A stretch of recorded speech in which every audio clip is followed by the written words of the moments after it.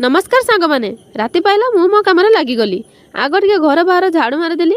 तापर घर आगटा भी अपरिष्कार होता ताको टे धोईदेली। सेपटे मो स्वामी भी तांको कार धोइबार लगिगले।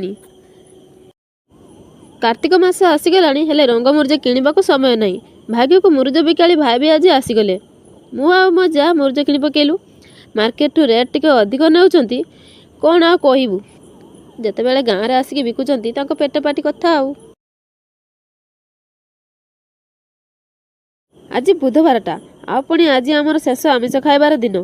कारण आगक कार्तिक मास पुणी मो सासू शनिश्चर मेला बसैबे।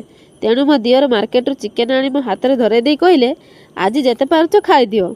या पर मु आ मो जा चिकेन रांधिबार लागिगलु। आज तो आमर कार्तिक मास पई शेष आमिष खाइबार दिन। आपण माने कार्तिक मास पई केबेठु आमिष छाडुचंती निश्चय कमेंट रे जणैबे।